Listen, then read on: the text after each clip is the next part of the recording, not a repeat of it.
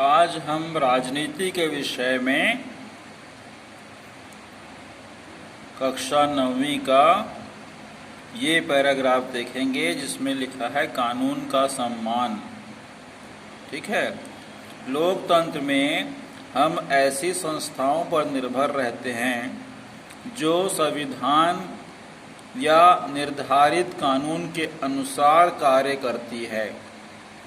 ठीक है। इस लाइन को दोबारा सुन लीजिए। लोकतंत्र में हम ऐसी संस्थाओं पर निर्भर रहते हैं। संस्थाएं मतलब बहुत सारी योजनाओं को संचालित करने के लिए एक समूह बनता है जो हमें सेवा प्रदान करती है और हम उन पर निर्भर रहते हैं। क्यों? क्योंकि वह संविधान या निर्धारित कानून के अनुसार या जो कानून बनाए गए हैं उनके अनुसार कार्य करती है। ठीक है। किसी भी और कोई गैर कानूनी कार्य करने का अधिकार नहीं है। किसी को भी गलत कार्य करने का अधिकार नहीं है। कानून के अंतर्गत रहकर ही कोई भी संस्था अपना कार्य करती है। ठीक है। इस भावना का सम्मान करना ही कानून का सम्मान करना होता है। ठीक है। एक लोकतांत्रिक सरकार सिर्फ इस कारण से मनमानी नहीं कर सकती कि उसने चुनाव जीता है। ठीक है। देखिए क्या बोल रहा है। लोकतांत्रिक सरकार सिर्फ इस कारण से मनमानी नहीं कर सकती कि उसने चुनाव जीता है। चुनाव जीत लिया इसका मतलब ये नहीं कि वो अपनी मनमानी कर सकती है। क्यों नहीं कर सकती? क्योंकि कानून के अंतर्गत उसे कार्य करना होता है। उसे भी कुछ बुनियादी तौर तरीकों व स्थापित कानून का पालन करना होता है। न्यायालय की स्वतंत्रता का सम्मान करना और उसके आदेशों का पालन करना शासन और नागरिकों का दायित्व है। ठीक है। दायित्व है अर्थात कर्तव्य है। उन्हें ऐसा करना चाहिए ताकि कोई भी देश या कोई भी व्यवस्था या कोई भी संस्था गलत कार्य न करे और आदेशों का पालन करे। यह किसका कर्तव्य है? नागरिकों का। ठीक है। अगर मान लो कहीं पर कुछ गैर कानूनी होता है तो हम कानून की शरण में जा सकते हैं। कानून के पास जाकर अपनी बात रख सकते हैं अर्थात न्यायालय में हम अपनी बात रख सकते हैं। ठीक है। तो न्यायालय की स्वतंत्रता का सम्मान करना और उसके आदेशों का पालन करना किसका दायित्व है? शासन का और नागरिकों का। ठीक है। चलिए आगे देखेंगे मानव अधिकार एवं लोकतंत्र। ठीक है। मानव अधिकार आपने कक्षा 8वीं में भी पढ़ा होगा कि हमें कौन कौन से अधिकार मिले हुए हैं और हमें अपने अधिकारों का पूरा उपयोग करना चाहिए। ठीक है। मानव अधिकार वे आवश्यकताएं हैं जो किसी व्यक्ति को गरिमापूर्ण जीवन जीने तथा जीवन में विकास के लिए जरूरी है। इन अधिकारों के बिना लोगों का संपूर्ण विकास नहीं हो सकता। ऐसे अधिकार लोकतांत्रिक व्यवस्था में लोगों को प्राप्त होते हैं।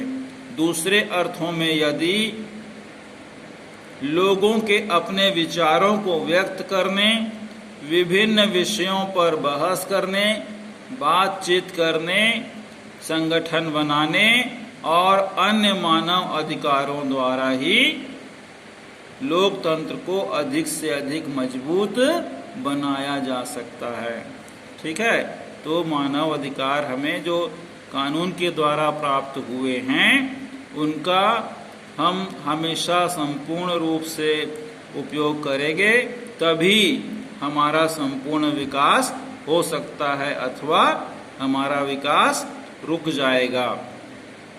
ठीक है, हमें अपने विचारों को व्यक्त करने के लिए, विभिन्न विषयों पर बहस करने के लिए या बातचीत करने के लिए, संगठन बनाने और अन्य मानवाधिकार के द्वारा ही लोकतंत्र को अधिक मजबूत बनाया जा सकता है। ठीक है, अब देखिए अल्पसंख्यकों के अधिकार। ठीक है, अल्पसंख्यक मतलब किसी देश में या किसी राज्य में किसी एक विशेष जाति या धर्म संप्रदाय के लोगों की संख्या कम हो तो उसे अल्पसंख्यक कहा जाता है।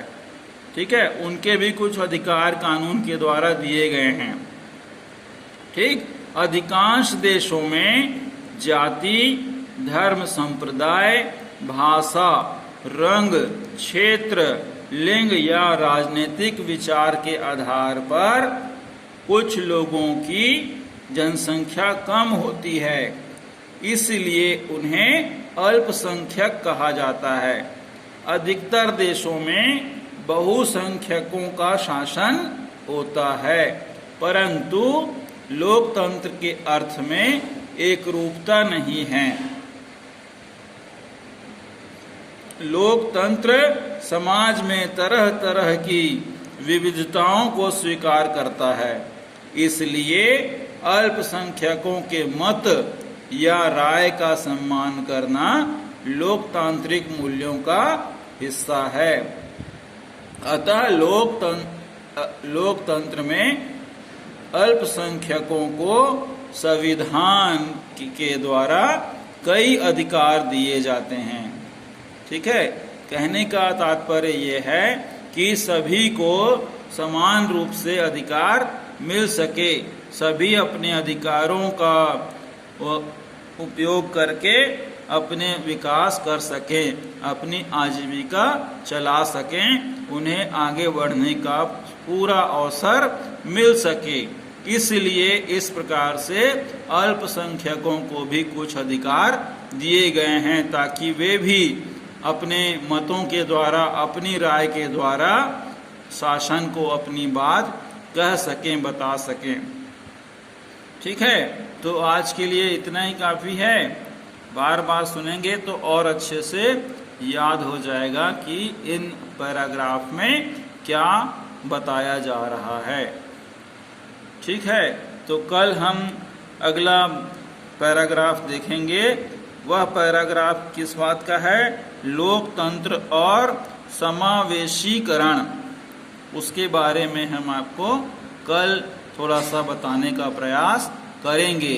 आप सभी से यही आग्रह है कि आप समय का सही उपयोग करते हुए पुस्तक को घर में पढ़ते रहें।